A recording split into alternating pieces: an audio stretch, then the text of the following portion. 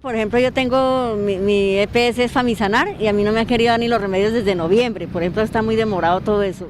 Pues ahorita el sistema de salud ha estado complicado, por lo que no han entregado los medicamentos a tiempo.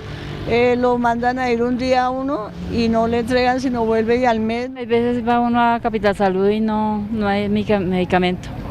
Briega mucho uno para el medicamento que es muy esencial para el pelado.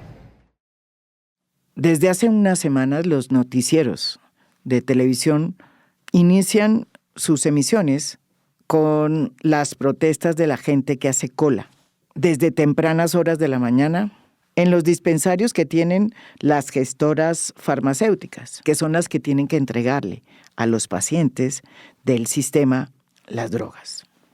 Según estos pacientes, a pesar de que ellos llegan con las órdenes y las fórmulas médicas y de que hay un sistema que se ha comprometido a suministrarle esas drogas, pues no hay.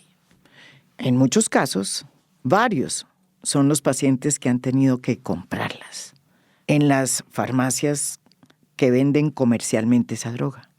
Sin embargo, no todas las drogas se venden comercialmente, mucho menos las que tienen que ver con los pacientes de oncología que padecen de cáncer. Esos pacientes están en una situación mucho más complicada. Hace 3 meses, aquí en A Fondo, hicimos un podcast precisamente hablando sobre lo que podría suceder en materia de abastecimiento de drogas, especialmente a los pacientes con enfermedades graves. Y vino Alejandra Toro, una sobreviviente de cáncer, fundadora y directora de la Fundación Luz Rosa, que se dedica precisamente a acompañar a los pacientes de cáncer.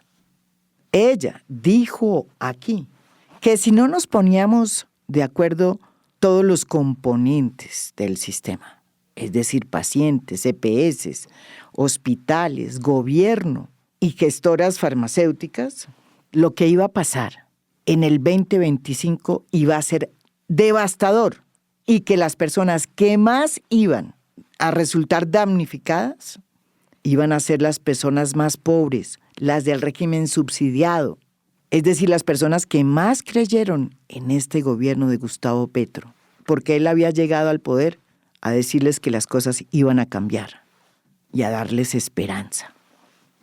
Hoy ese vaticinio se ha vuelto una realidad, lastimosamente, porque como ella misma lo dijo acá, Alejandra Toro, pues el país todavía no ha podido sentarse a concertar los cambios que hay que hacer para que el sistema de salud no colapse.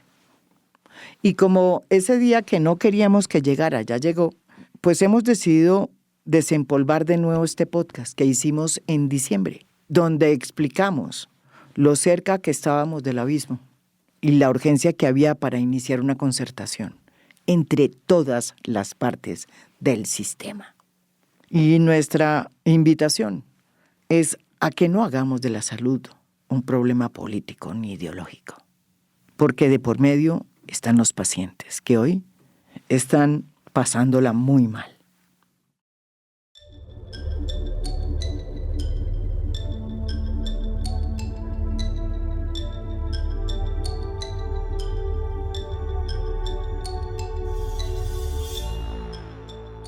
Desde que el presidente avisoró que se venía una crisis profunda en la salud, que él mismo denominó como el efecto chuchuchú, que significaba que las EPS iban a caer una tras de otra como fichas de dominó.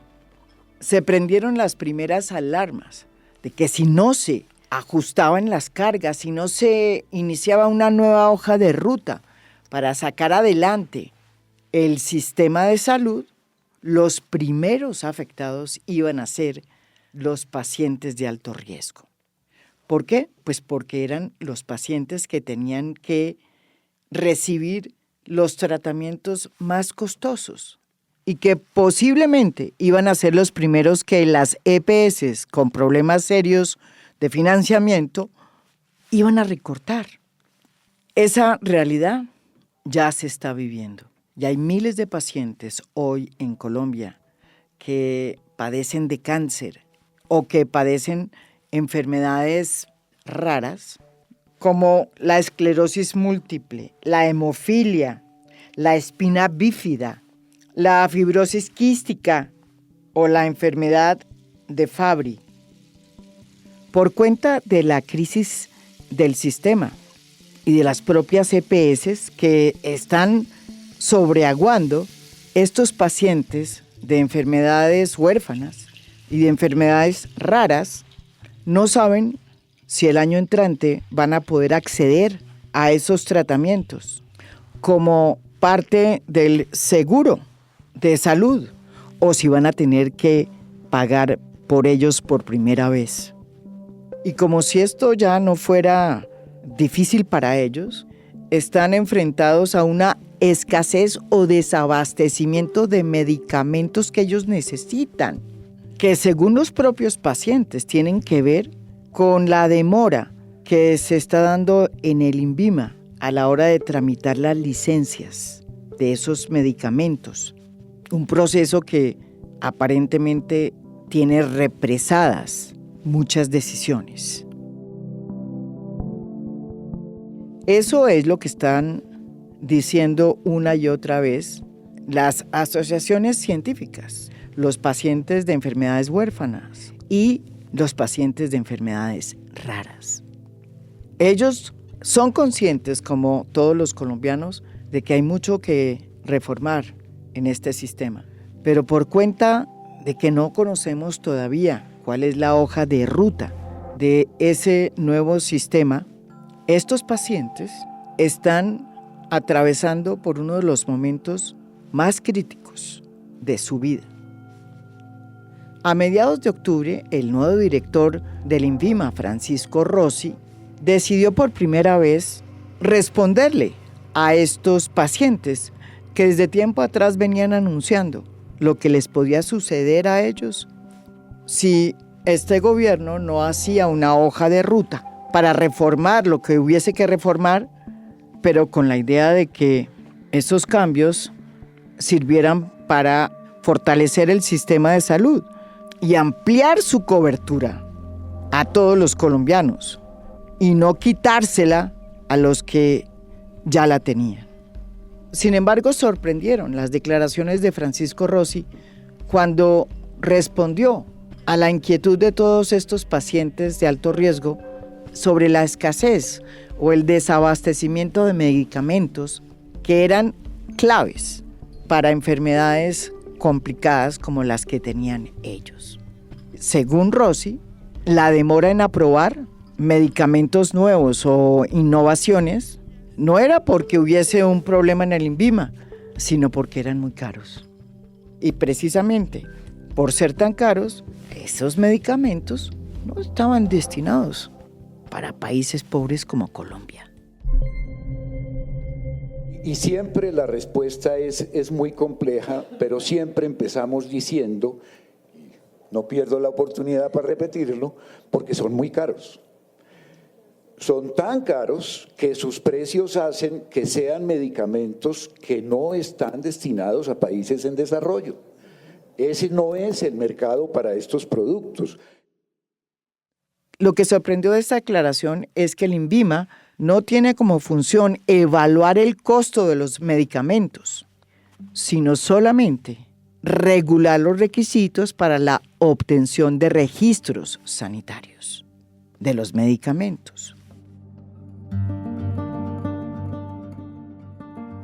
Otras de las declaraciones que ha causado sorpresa, por decirlo menos, hechas por el director del INVIMA, Francisco Rossi, tiene que ver con una aseveración, según la cual el hecho de que se esté demorando en la entrega de licencias, el INVIMA, pues ha servido para controlar el gasto público. Claro, lo que le faltó decir al director del INVIMA, que es a expensas de los pacientes de alto riesgo, que son los que más necesitan estas drogas nuevas de innovación. Y lo que nosotros hemos dicho es que, por supuesto, la función del INVIMA está claramente definida, pero el INVIMA participa de la discusión de la política nacional, el INVIMA tiene que participar en las discusiones nacionales e internacionales sobre el gasto en salud, y el INVIMA es una consideración que tiene que incorporar en sus debates. Hoy en A Fondo vamos a hablar sobre la grave situación que están padeciendo los pacientes de alto riesgo. Un problema que se hubiera podido evitar si las reformas y el efecto chu-chu-chu se hubieran hecho de manera ordenada, planificada, para evitar que los pacientes, en este caso de alto riesgo, fueran las primeras víctimas de la improvisación. Estamos con el doctor Luis Eduardo Pino, un médico destacado en el campo de la investigación en inteligencia artificial aplicada al diagnóstico de enfermedades. El doctor Pino es médico internista, hematólogo y oncólogo, y especializado en biología molecular. Yo le quiero preguntar al doctor Pino de lo que está sucediendo en el INVIMA, de las declaraciones de Francisco Rossi, pero también de cómo este momento doloroso por el que están atravesando estos pacientes tiene que ver no solo con el INVIMA, sino con una crisis no solucionada en el sistema de salud. Bueno, María Jimena, es una sumatoria de varios temas. Digamos que hay unas expresiones, digamos, un poco infortunadas o más bien fuera de contexto de parte del INVIMA, pero esto realmente es una sumatoria de temas. Sí, efectivamente hay un desabastecimiento que no es nuevo, sí, de varios medicamentos, no muchos de ellos no costosos, medicamentos esenciales que han perdido, digamos, su interés en traer al país, ¿no? Por ejemplo, hidroxiurea, talidomida en el mundo del cáncer, que son medicamentos de muy bajo costo, pero que infortunadamente por múltiples motivos no tenemos disponibilidad, ya que no hay quien los traiga al país. También hay un desabastecimiento por, digamos, baja producción de algunos medicamentos. Eso no es nuevo, digamos que se ha acrecentado recientemente, pero hay un tema de desabastecimiento, pero el tema de desabastecimiento no explica lo que está ocurriendo con, por ejemplo, nuevas tecnologías. Sí. También hay un tema regulatorio, que es claro, es decir, el INVIMA, su principal función no es hacer evaluaciones de tecnologías. Su principal función es hacer una evaluación de la eficiencia y la seguridad de un medicamento para dar su licencia de comercialización, su registro sanitario. Sí, su registro.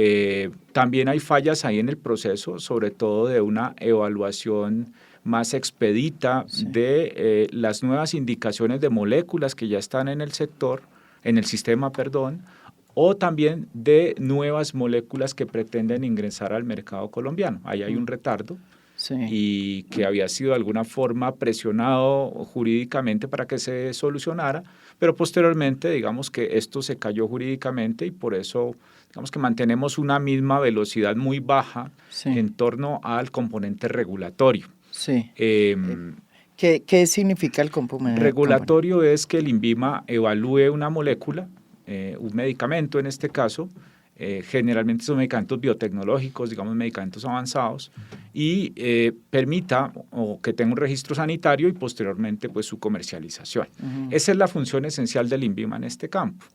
No es función del INVIMA, de hecho nunca lo ha sido, y por eso se creó el IETS hacia el año 2011, que sí tiene en su órbita hacer evaluaciones de tecnologías en salud, en donde además de la órbita de eficacia y seguridad de un fármaco, incluye las órbitas, digamos, las dimensiones de la economía de la salud. Sí.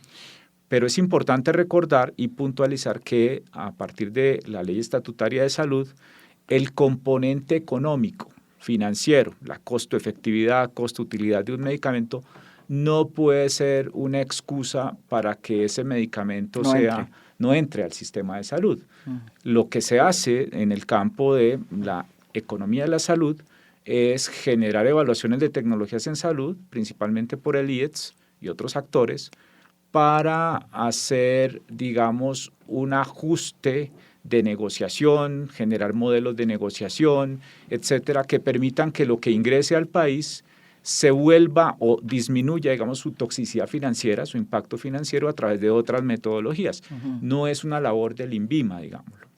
Y sí hay un retardo, y eso el mismo INVIMA lo ha reconocido lo dijo. En la regulatorio.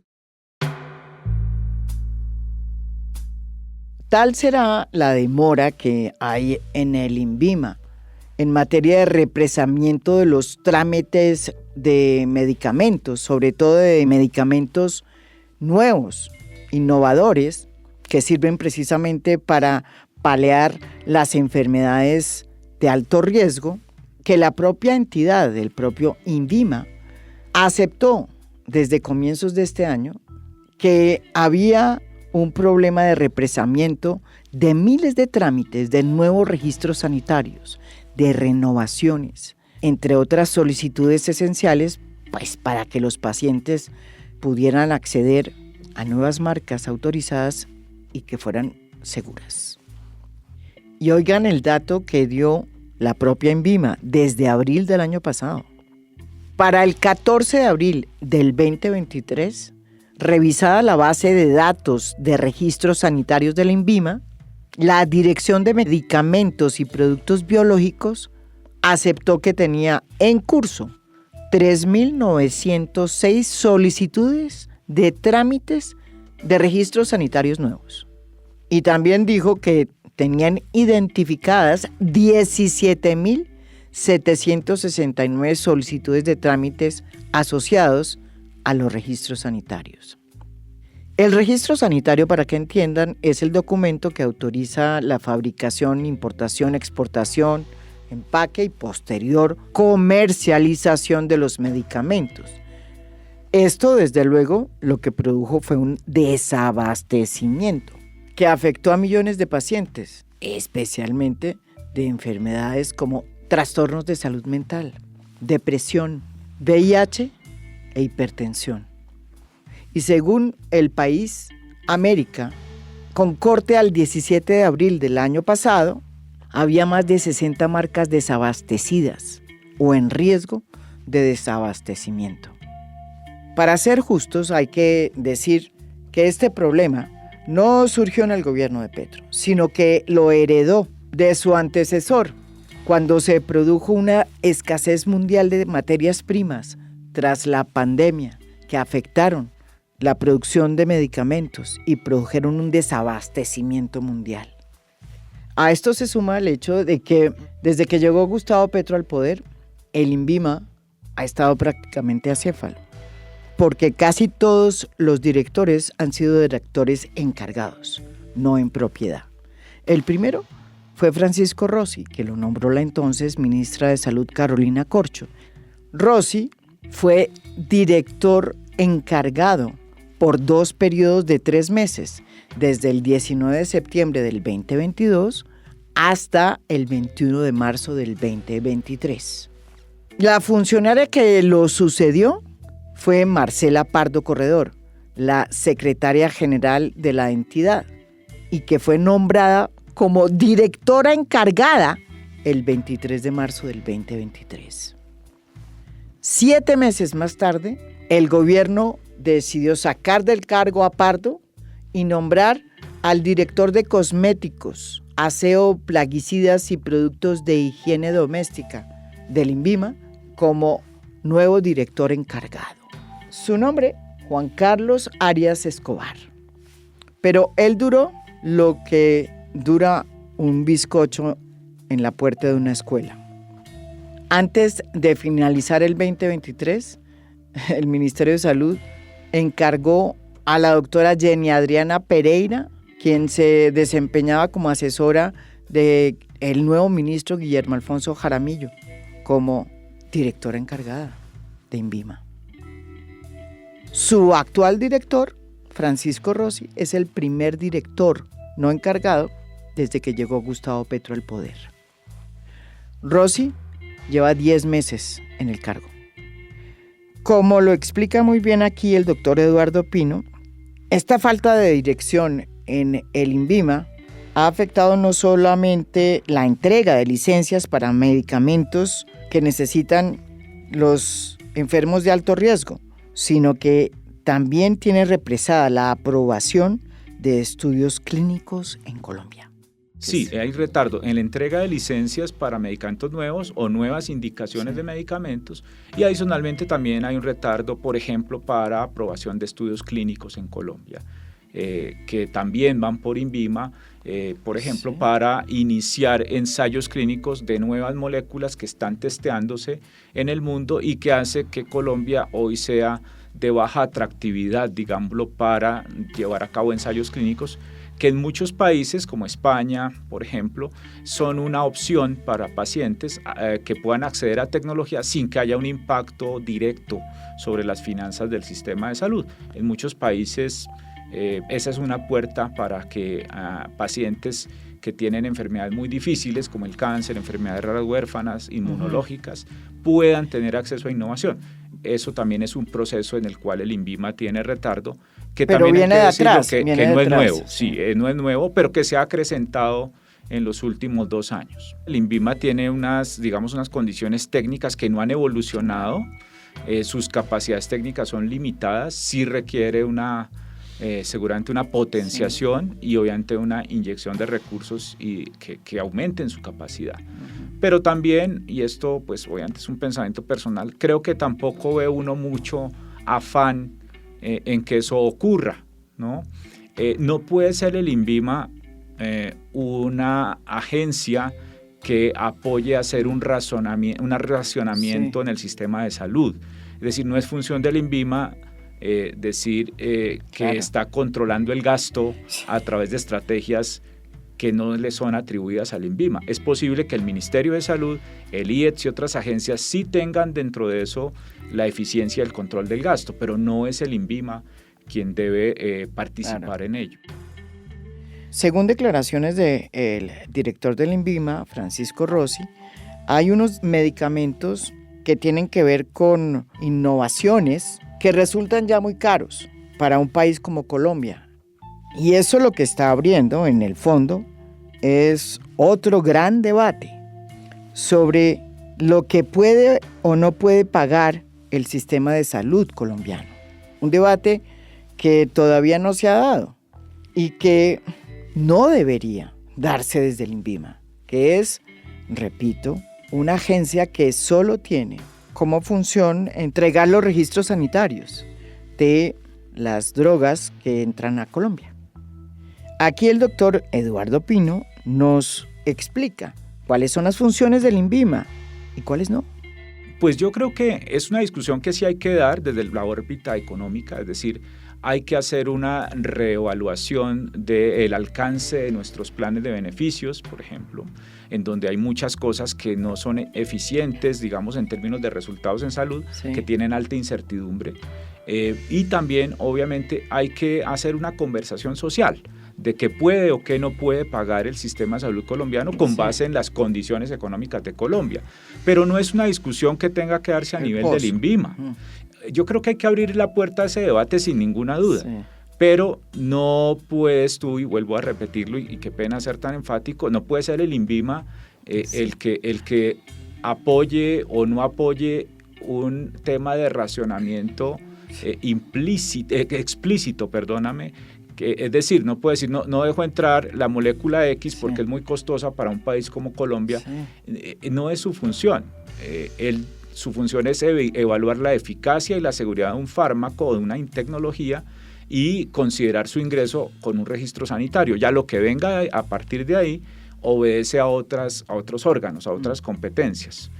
Que sí hay que hacerlo, claro. Nosotros tenemos un PIB per cápita como país que es bajo, está en el orden de los $6.000, pero además tenemos una métrica que fue desarrollada por colombianos en conjunto con el London School of Economics, que lo llamamos en economía de la salud el ICER por QALY, es decir, qué tanto podría el sistema de salud colombiano estar dispuesto a pagar en dólares por una tecnología desde el punto de vista de la costo-efectividad, y más o menos es de $5.280. O sea que a partir de ahí, lo que estuviera por encima de ese rango no es que no deba entrar al país, o que no va a apagarlo el sistema. Quiere decir que debe prender las luces para generar mecanismos de financiamiento de esa tecnología o mecanismos de negociación, que es algo muy técnico, para poder hacer que ese umbral de costo-efectividad pueda ser alcanzado por el país. Eso lo hace países mucho mejor económicamente a nosotros, como Inglaterra, como Canadá, como Australia, hacen que su agencia de evaluación de tecnologías sí sea muy fuerte y muy robusta para poder llevar a cabo análisis y modelos de negociación. Eso va por ahí, pero no quiere decir que porque hay una economía, una macroeconomía, digamos, de país de bajos y medianos ingresos como es Colombia, tengamos que restringir a la puerta de entrada el ingreso de innovación, sino que tenemos que definir muy bien si la innovación eso no es conveniente para que ingrese en términos de incertidumbre, y posteriormente gestionar modelos de negociación. Eso es otra cosa, ¿sí? Estamos aquí también en A Fondo con Alejandra Toro, restauradora de arte en lienzo y talla colonial. Ella es mamá de Manuela y Pablo, pero sobre todo sobreviviente de cáncer y fundadora y directora de la corporación Luz Rosa, que se dedica al acompañamiento de los pacientes con cáncer. Ella fue diagnosticada a los 37 años y ella misma se presenta como un muy buen ejemplo de cómo funcionó el sistema, porque tuvo una rápida intervención que la salvó de la muerte. Hoy es una de las voces que más se ha levantado para que el país sepa la dificultad por la que atraviesan los pacientes con cáncer.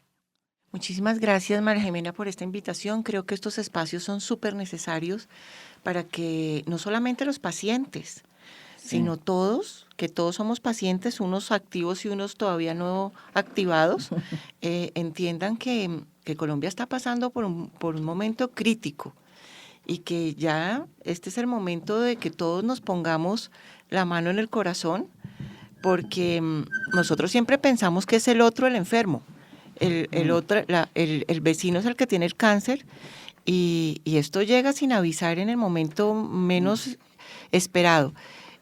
Ya en este momento de país, en este momento estamos peleando es para que no perdamos lo que tenemos. O sea, Colombia ha sido un modelo de atención, un modelo de sistema de salud para muchos países, y hemos sentido orgullo de saber que no tenemos que vender ni la casa, ni el carro, ni la finca, ni tenemos que poner a todos nuestros parientes y vecinos a hacer una vaca para que podamos acceder a una quimioterapia. Yo no sé si el otro año podamos contar la misma historia. ¿Por qué? Cuéntame. Porque cada vez hay un retroceso enorme. Colombia ha ganado espacios importantes de la mano de la sociedad civil y de muchos otros actores que trabajan de manera constante para que los pacientes tengan seguridad. Y creo que el gasto de bolsillo en Colombia ha sido bajo. Creo que hay que incrementarlo también, y creo que tenemos que tener nuevas prácticas y nuevos arreglos y nuevos acuerdos. No todo lo que había era perfecto, pero también no podemos tener un retroceso de 30 años y perder lo ya ganado. En este momento los pacientes ya estamos luchando es para no perder lo que tenemos, y la preocupación es que estamos perdiendo lo que tenemos y no vamos a tener oportunidad de las cosas nuevas.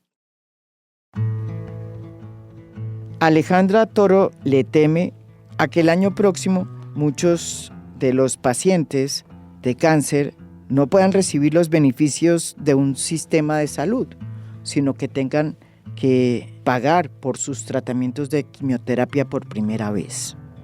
Tal es la situación en que se encuentran muchos de ellos. A que los pacientes van a tener que pagar por sus tratamientos, que los pacientes van a tener que pagar por sus medicamentos, y que muchos de los pacientes que ya están diagnosticados y estaban en un tratamiento van a perder la continuidad de ese tratamiento.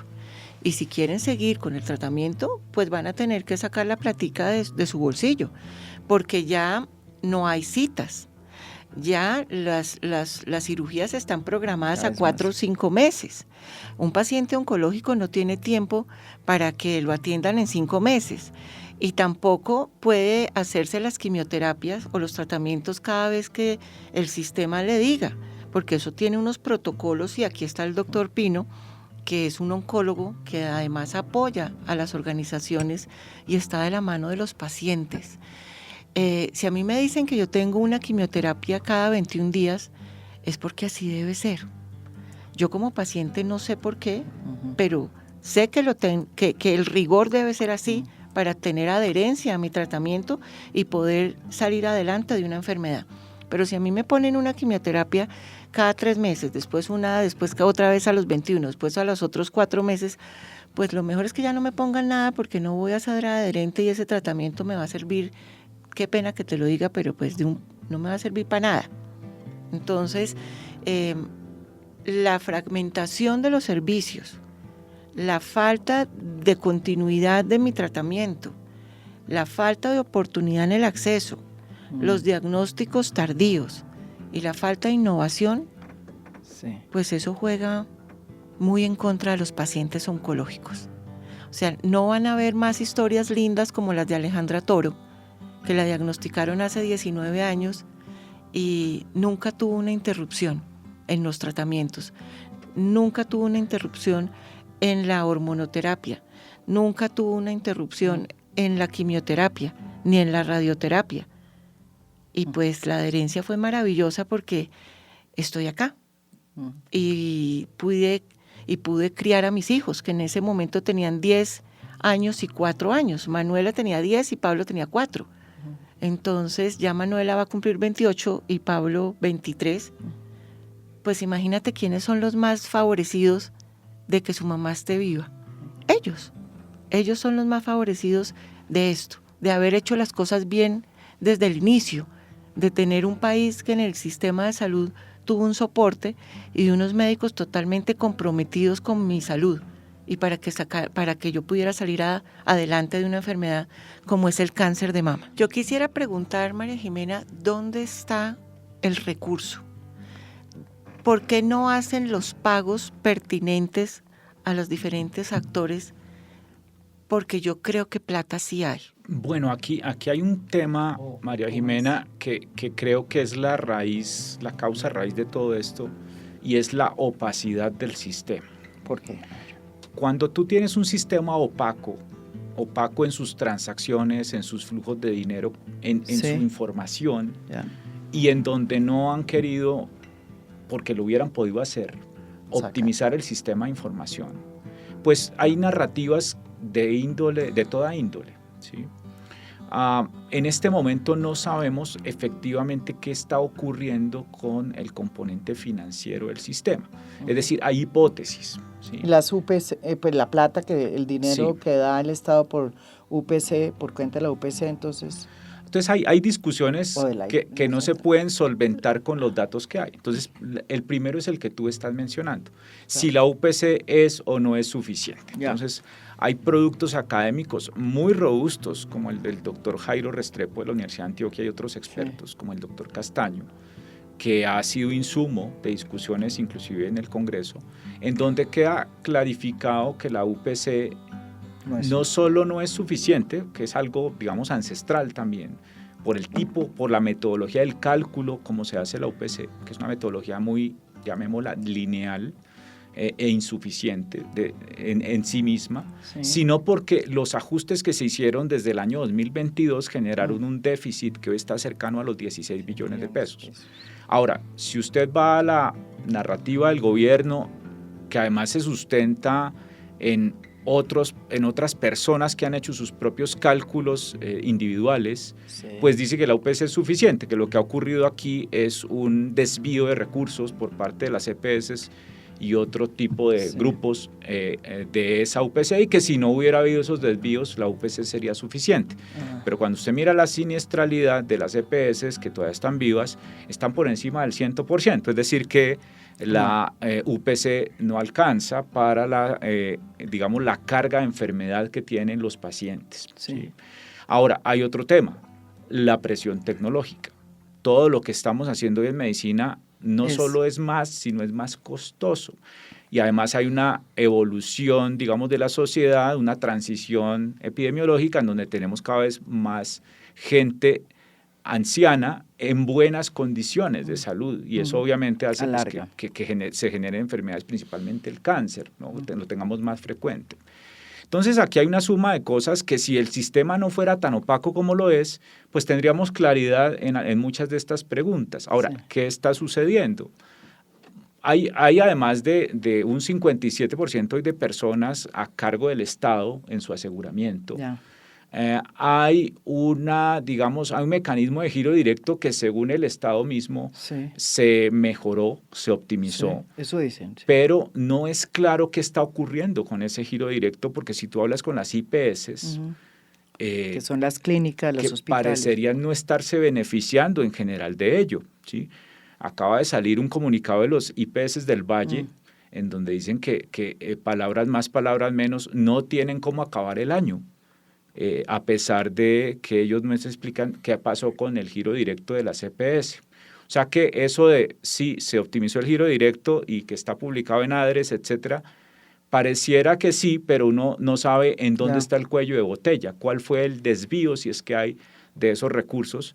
Pero sí es claro, y esto digamos que lo muestra el Ministerio de Salud, casi que 3 o 4 veces en la semana, es que ha habido una asignación de recursos a infraestructura en territorios, infraestructura hospitalaria, con, digamos, una narrativa de mejora y expansión de la capacidad hospitalaria en los territorios, como si eso fuera, digamos, un elemento esencial del modelo territorial, con una ejecución muy pobre de dichas obras, pero el impacto, digamos que nadie pelea con que se mejore la infraestructura hospitalaria en los territorios, pero que se ejecute, pero además que no se desfinancie el dinero del aseguramiento basado en esa transferencia a infraestructura territorial. Ya se había pronosticado hace mucho tiempo que el principal afectado iban a ser los programas de pacientes de alto costo. Sí, eso se dijo 1000 veces. 1000 veces se dijo. Y hoy es una consecuencia absolutamente clara de lo que se está viviendo. Además, hay una aversión a la cartera por parte de todos los actores, desaparición de los operadores logísticos, vimos ya la entrega de Audifarma en un proceso de insolvencia, lo cual va a generar mucho más ruido sectorial porque pues los acreedores no saben qué va a pasar con sus cuentas por cobrar. Y adicionalmente ha generado mucho más ruido en el sector, de tal forma que hoy difícilmente un actor del sector quiere asumir una cartera, especialmente con medicamentos tan costosos como los de cáncer o enfermedades raras y huérfanas. Entonces, ahí no solamente es que no hay disponibilidad de ellos o no hay abastecimiento, sino que no hay quien asuma esa cartera. Y al final del día, pues, los pacientes no tienen acceso efectivo. Y adicionalmente, como si esto fuera poco, también ha habido una recomposición de las redes de atención. Entonces, las intervenciones de las EPS, hay que decirlo, han llevado a una recomposición de las redes en donde no sabemos bajo qué criterios se han transformado, algunas con criterios de tarifa, otros con criterios de amiguismo seguramente, y eso es una hipótesis. Entonces, ahí además se empantanaron los modelos de acceso para los pacientes y pues eso es fácil, digamos que es más fácil en un antihipertensivo. Si a ti la EPS no te da un valsartán y tú lo consigues genérico de calidad, pues tú te das la pela y pagas los 50, 40 mil pesos de ese mes del valsartán. Pero en medicamentos como los oncológicos, donde una molécula de pembrolizumab, por ejemplo, que es el medicamento más formulado hoy en cáncer, vale 12 millones de pesos regulado. Y pues cada paciente se lleva 2 ampollas cada 21 días de ese medicamento, pues no sé quién pueda pagar 24 millones de pesos cada 3 semanas de su bolsillo.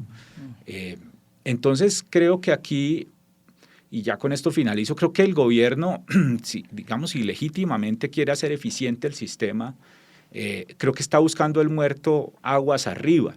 Esto no se hace a través de mecanismos de contención de entrada de tecnología, ni a través de construcción de más infraestructura o de meter equipos territoriales a las casas.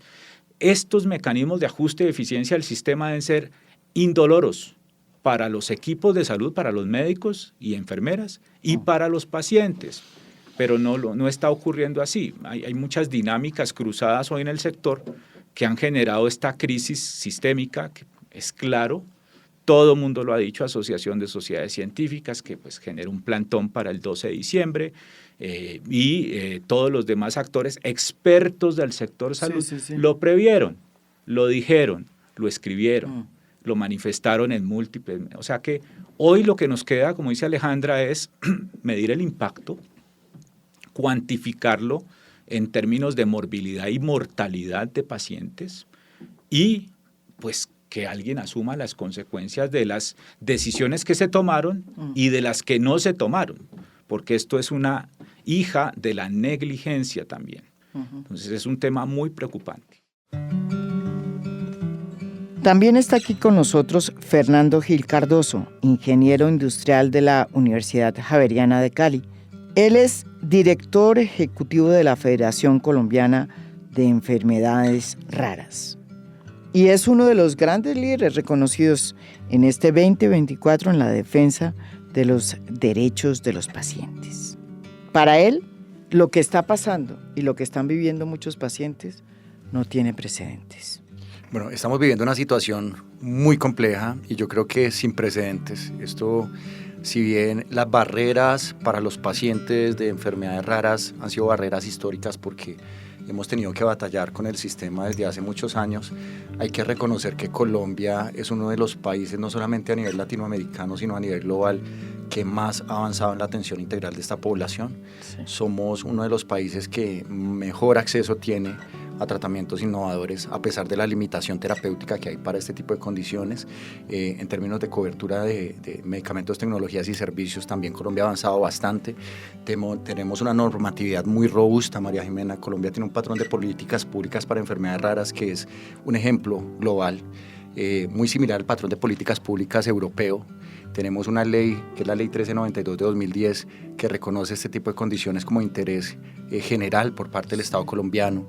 Logramos en el año 2015, por supuesto, con toda la presión desde la sociedad civil, que se reconociera a esta población como sujeto de especial protección por parte del Estado.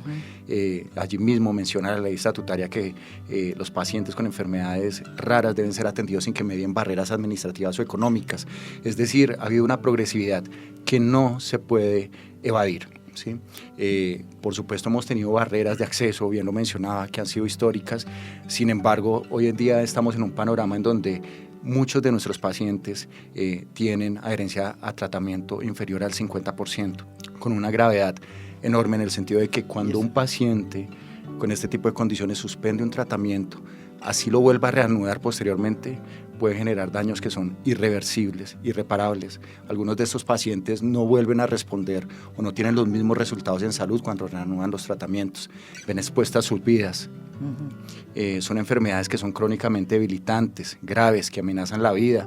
Entonces están viviendo una situación muy compleja, no solamente ellos, sino sus familias. Y también quisiera agregar que la disponibilidad terapéutica es muy limitada, menos del 10% de estas enfermedades tienen un medicamento o tratamiento para atenderlas.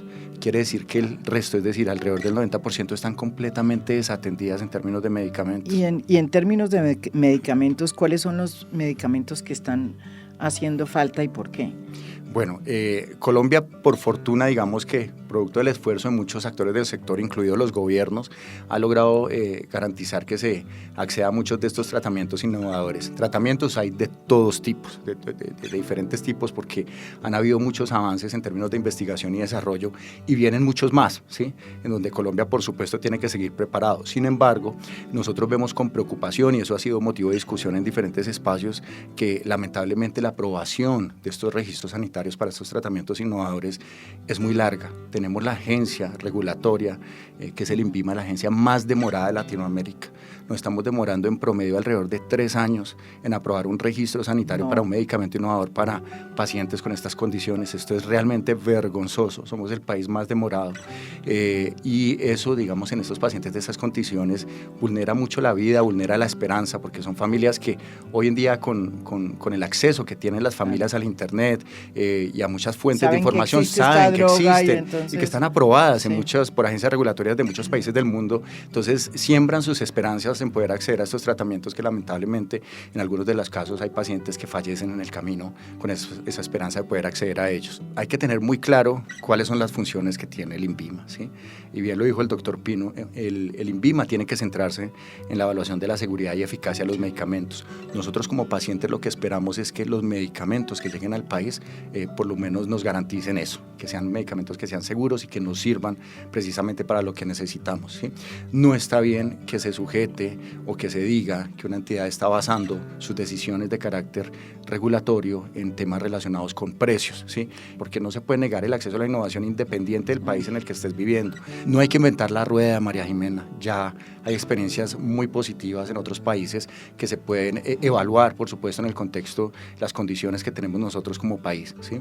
Y también buscar esas fuentes alternativas innovadoras de ingresos. Lo necesitamos como país.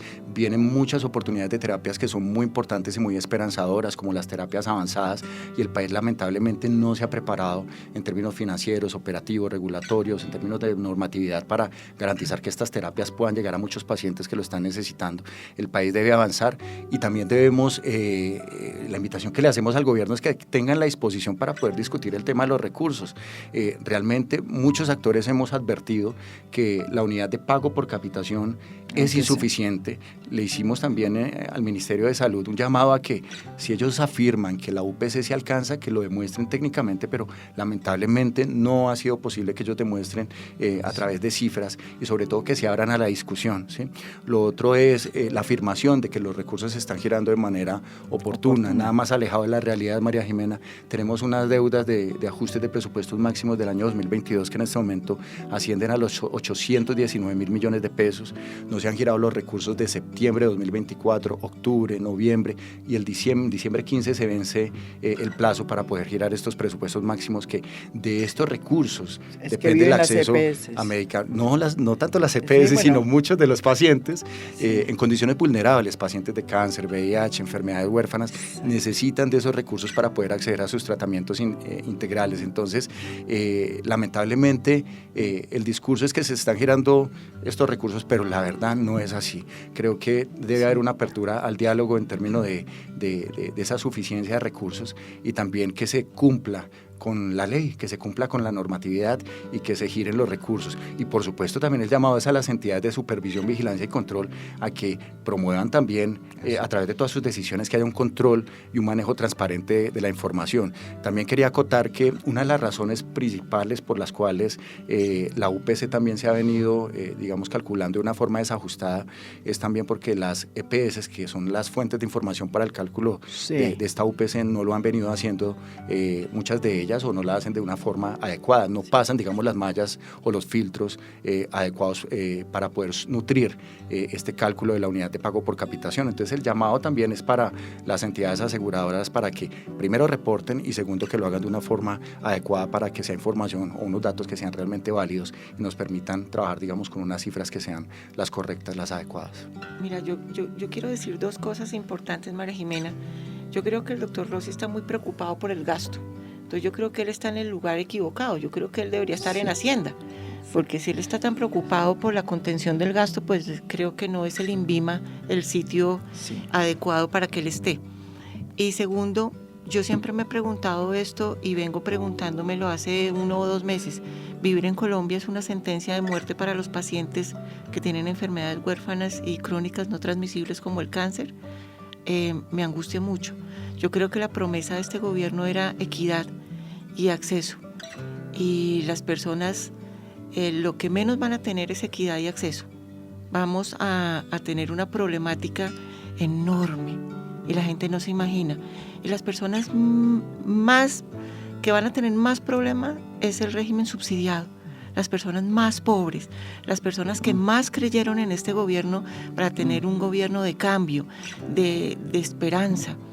Y es devastador lo que va a pasar en el próximo año 2025 si todos no nos ponemos de acuerdo y alzamos la bandera. El sistema de salud no es del gobierno, el sistema de salud es de los colombianos y todos tenemos que aportar y todos tenemos que pensarlo mejor, porque poco a poco nos están quitando las cosas y no nos estamos dando cuenta. Y los colombianos siempre han pensado que esto se iba a igualar hacia arriba, que todos íbamos a acceder a grandes clínicas y hospitales donde no íbamos a tener ningún problema en el acceso. No, nos están igualando, pero para abajo, y perdiendo una cantidad de cosas que ya habíamos venido ganando con una lucha de hace 30 años y con unos cambios que han sido positivos. ¿Que es perfecto? No, no es perfecto. Todos los sistemas tienen que irse adecuando y moviéndose porque la salud cambia y las necesidades cambian y las propuestas deben mejorar y cambiar. Pero lo que no puede haber es una regresividad y que los pacientes tengan que volver a pensar que tenemos que unirnos en familia para pagar un tratamiento, que si te va muy bien pagan dos quimioterapias o pagan un medicamento por una toma de huérfana, pero pues que ya después nadie va a pagar más. Entonces, esa seguridad financiera que teníamos no se puede perder. ¿Tenemos que hacer cambios? Sí. ¿Tenemos que garantizar que las personas que no tenían acceso lo tengan? Sí. Pero esas propuestas actuales no son la vía. Las propuestas actuales van a generar una cantidad de servicios que no van a tener cómo ser soportados ni van a tener respuesta de ellos. Entonces no prometamos cosas que no vamos a cumplir y no sigamos engañando a la gente, porque cuando ya empecemos a enterrar a nuestros familiares ya va a ser tarde. Mañana hay un plantón al frente del cementerio central, porque lo que nos está llevando este gobierno es a enterrar a nuestras familias y a nosotros. Esto es un camino para el cementerio, lo que va a pasar y lo que ya está pasando. Eso es lo que nosotros queremos alertar, y gracias a Dios estamos empezando a tener actores importantes de nuestro lado como son los médicos. Me siento supremamente agradecida con el doctor Pino y agradecida con otros médicos que han empezado a estar de la mano de nosotros los pacientes, Diego. Y creo que este gobierno nos remeció, hizo un remesón, porque nos sacó de la zona de confort y ya todos estamos viendo que no es lo tuyo, es lo de todos. Entonces, si hay algo bueno que hizo este gobierno, es que nos está llamando a ponernos las pilas con todo, y que el problema no es ajeno, el problema es de todos, y que pensemos bien lo que hacemos y pensemos bien cómo escogemos nuestros próximos gobernantes. En este momento el gobierno ha presentado una reforma a la salud que parece que va a quedarse atragantada ahí en el Congreso. Una reforma que no encuentra consensos.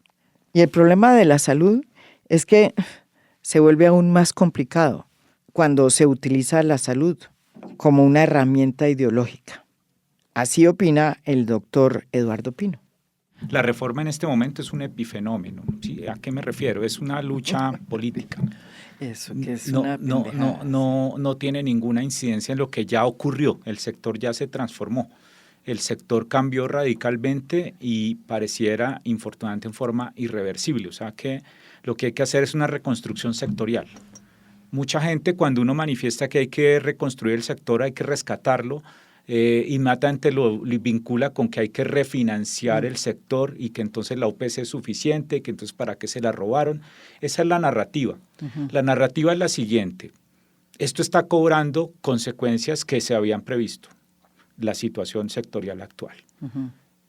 Solo hay dos opciones: o se deja correr esto así y se empiezan a medir las consecuencias de lo que ocurre y ocurrirá, y alguien tendrá que pagar por ello, el efecto de la negligencia, o se hace un rescate sectorial condicionado, ¿sí? No, es decir, no tengan EPS X billones de pesos para que lo hagan, un rescate sectorial condicionado, vigilado y medido, porque los actores del sector no dan más. O sea, esto realmente ya llegó a un punto en el que yo pensaba que no llegábamos a diciembre.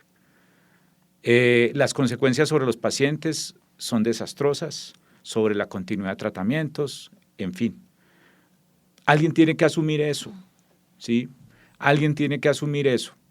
El costo político de esto pareciera que no lo están estimando, pero más allá del costo político, que al paciente al final del día pues no le interesa, hay un costo social. Y esta debacle social a la que está moviéndose el sector salud, que es uno de los sectores sociales más importantes, si no se hace algo hoy es absolutamente irreversible. Y vuelvo y repito, alguien tendrá que pagar las consecuencias de eso. Y como por ahí dijo alguien, no serán los ricos, no serán los pobres quienes paguen las consecuencias de, aquí no pueden ser los pacientes los que paguen las consecuencias de. Entonces creo que es un tema irreversible, absolutamente, yo no sé, los congresistas tienen que saber que esto les puede afectar su desempeño electoral. De hecho, el tema de la salud, que no era una preocupación que tuvieran los colombianos, en las encuestas que están midiendo los desafíos que enfrentan hoy los colombianos, sale muy alto y de seguro va a ser un tema candente y central en el debate electoral del 2026. Para Fernando Gil, esta nueva reforma no solamente tiene que avanzar en materia de salud en los territorios, ni en mejorar las condiciones precarias, por ejemplo, de los trabajadores de la salud. También tiene que preocuparse por la atención a la población de alto riesgo, con enfermedades complicadas de manejo, que además están acompañadas de tratamientos muy costosos. Indiscutiblemente, nadie niega la posibilidad o niega la premisa de que el país tiene que avanzar en atención primaria en salud, que esa es básicamente la base o el fundamento de la reforma, ¿sí? Creo que nosotros estamos en mora de poder mejorar la equidad en el acceso de las personas que viven, sobre todo en territorios donde no tienen la posibilidad de recibir lo que necesitan. También es importante avanzar en mejorar las condiciones tan precarias en las que trabaja el personal o el talento humano en salud. Sí. Creo que eso también es importante, como premisas es fundamental, pero lamentablemente el proyecto de ley de reforma de la salud no evidencia o no operativiza bien la forma en la que esto se va a desarrollar. Por el contrario, deja más preocupaciones, sobre todo en que se inclina muchísimo al fortalecimiento de la atención primaria, pero más como en detrimento de la atención en mediana y alta complejidad, poniendo o dejando a la deriva a los pacientes que viven con condiciones vulnerables, como las condiciones que hemos descrito el día de hoy. También hay un riesgo altísimo de fragmentar más la atención que ya tenemos. Y eso no puede ser porque amenazaría la vida de muchas personas. No se cuenta con suficientes recursos o no se evidencia la posibilidad de garantizar los recursos para poder implementar los cambios que se justifican a través de este proyecto de ley. Se reducen también el impacto y más bien las funciones que realizarían las entidades que se llaman gestoras de salud y vida, en las cuales se transformarían las entidades, las EPS o entidades aseguradoras, incluso con mayores incentivos, van a recibir más dinero realizando menos. Entonces todo es muy complejo y no, sobre todo María Jimena, que no da muestras este proyecto de ley de mejorar o avanzar o ir por la línea de la progresividad en el derecho fundamental, ¿sí? Sino por el contrario, amenaza con ser una regresividad, y aquí estamos hablando de vidas, ¿sí? Esto no es un juego, porque hay muchas personas que incluso en el día de hoy, sin la aprobación de la reforma, ya están viviendo las consecuencias de lo que se está trabajando, o las decisiones que se están tomando en el sistema. Entonces, nosotros desde las organizaciones de pacientes no respaldamos este proyecto de ley. Muchas lo hemos manifestado en diferentes escenarios y pensamos que esto es un reencauche del proyecto de ley que ya se había radicado en un periodo anterior, y seguiremos avanzando, por supuesto, con la disposición de generar consensos y generar los aportes necesarios para poder construir un mejor sistema. Esa es la idea.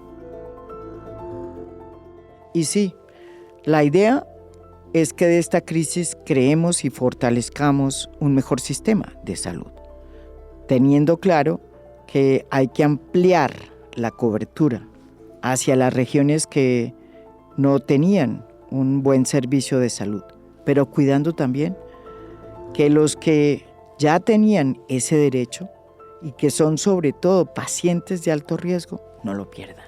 No nos podemos permitir devolvernos, porque como dicen nuestros invitados de hoy, de seguir como vamos, muchos van a ser los colombianos que van a perder la vida por cuenta de una política de salud que por el momento ha sido incapaz de contener el efecto chu-chu-chu.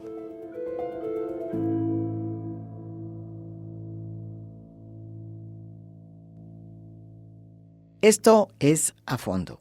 Mi nombre es María Jimena Duzán.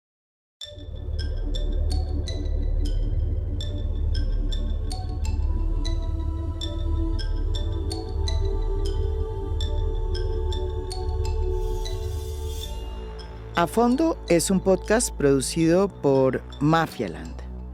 Producción general, Beatriz Acevedo. Producción de audio, Daniel Chávez Mora. Música original del maestro Óscar Acevedo. Nos pueden escuchar también en mi canal de YouTube. Gracias por escuchar. Soy María Jimena Duzán.